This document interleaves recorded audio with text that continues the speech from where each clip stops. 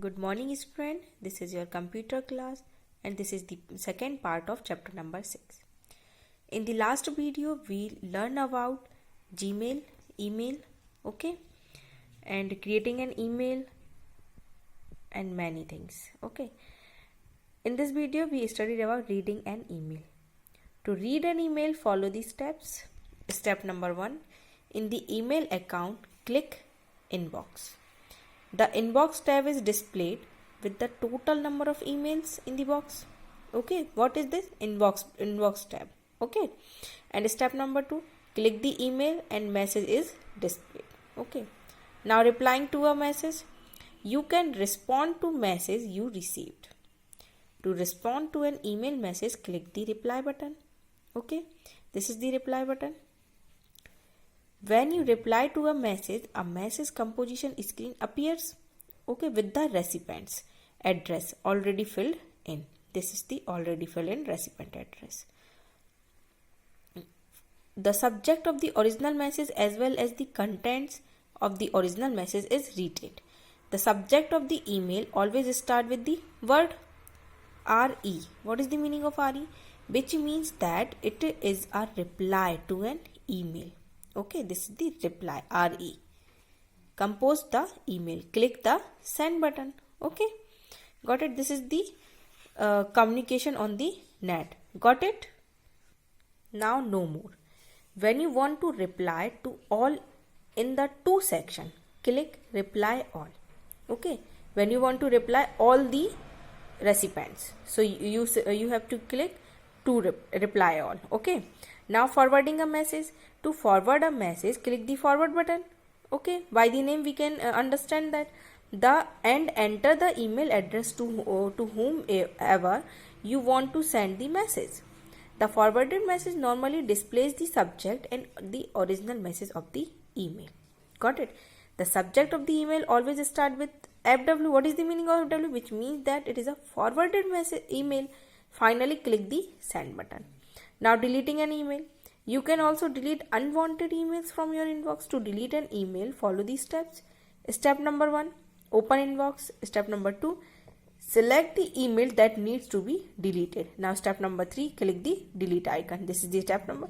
This is the step number 2. This is the step number 3. Deleting an email. Delete emails are stored in trash folder. Okay. If necessary, you can restore the deleted emails from this folder and replace them back in the box. Now attaching files to emails. You can attach your file, Word file or presentation or spreadsheet or photographs with your email. In the message composition window, click attach button in the toolbar at the bottom of the message window. Got it? This is the folder of attaching files. This is the symbol of attaching files. Okay. See this symbol. Okay. When you click this, so your file is attached. Okay. Browse the file you want to attach. Then observe that the file is attached to the mail. Then file is attached. You can attach multiple files too. Viewing a message attachment. To view an attachment in your message, observe that in inbox, the email with an attachment will show this icon. Got it? Click the email with an attachment icon. The email is displayed with the attachments in the reading pane. Choose one of the desired options. Okay. What is this? This is the downloaded. Allows you to download the file to your system. Okay. And this is the drive. Save to drive. Option: save the file in the Google Drive. Got it?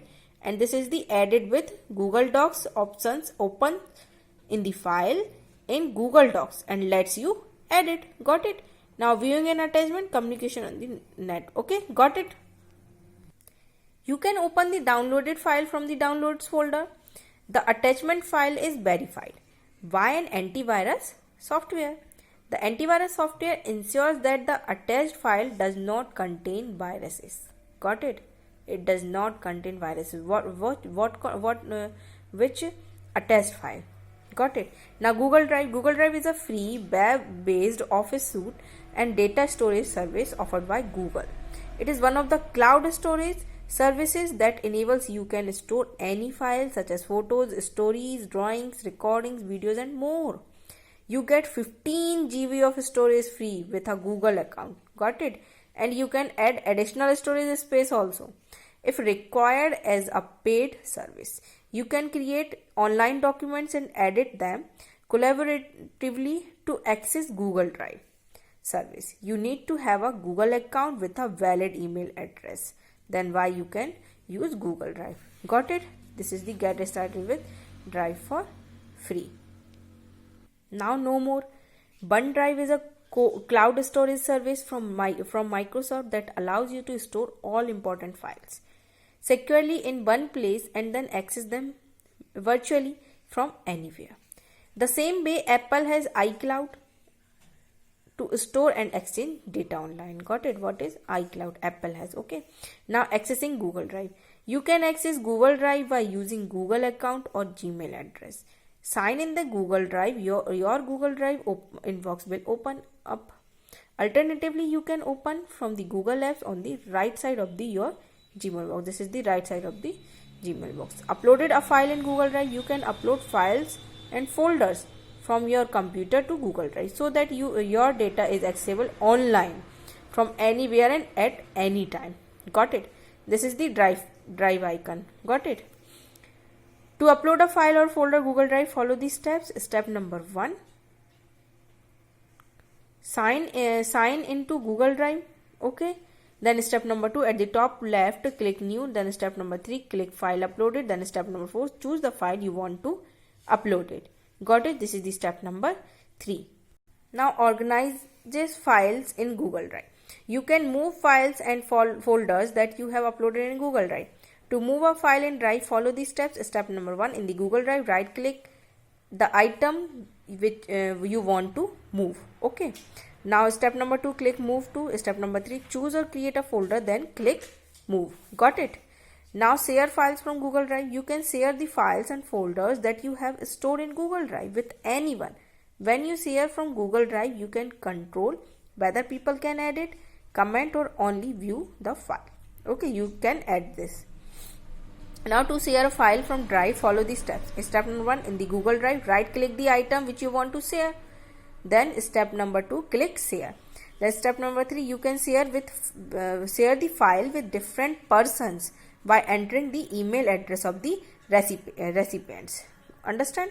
Now step number 4, you may also give edit rights from the 3 given options. Step number 5, when done, click the done button. Got it?